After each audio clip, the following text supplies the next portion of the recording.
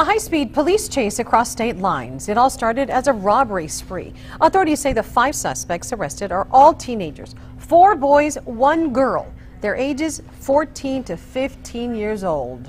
These are the 4 locations that police say were robbed by the teens. 3 happened over in East El Paso, the other one in the Northeast. A high-speed chase then followed that ended in Otero County, New Mexico on US 4, just a few miles south of Alamogordo.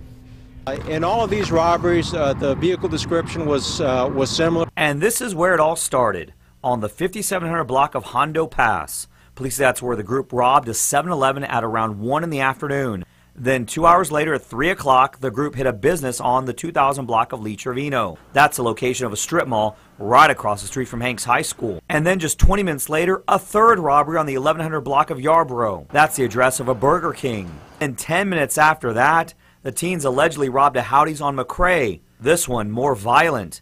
ABC 7's Andrew J. Polk filed this report from that location. We were live right here at 6 o'clock bringing the latest information from this scene. You see now here behind me a number of windows broken or completely shattered from what police say were shots from a pellet gun that the robbers used to threaten the employees inside. We were also here as crews arrived to start trying to board up and repair some of the damage caused by those shots through the window. This being stop number 4 on those robbers' spree of robberies across the east side. After the Howdy's robbery, a description of the vehicle was sent out to all officers where it was spotted back in the Northeast. Over in the area of Titanic.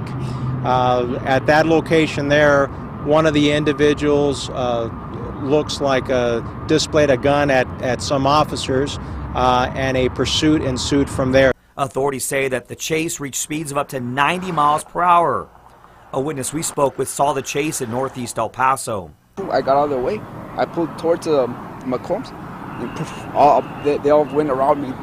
So they almost hit me twice. I was like, oh, cool. It's awesome. It's probably a movie.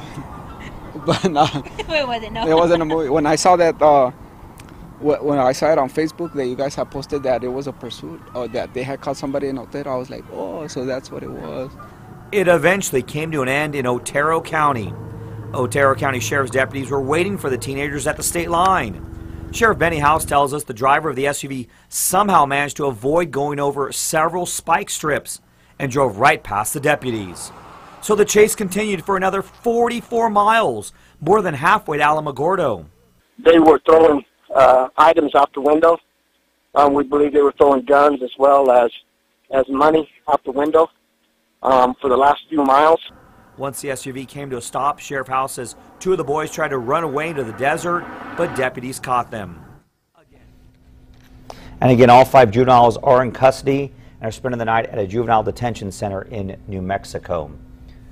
Now, this whole case is about to get even more complicated. That's because what these teens allegedly did involves 2 counties and 2 states and 2 sets of juvenile laws. So who will prosecute them? The El Paso County Attorney and Otero County DA have to figure that one out. The Otero County Prosecutor Scott Key sent ABC 7 this statement, quote, "The teens will have their first appearance before a judge in Alamogordo.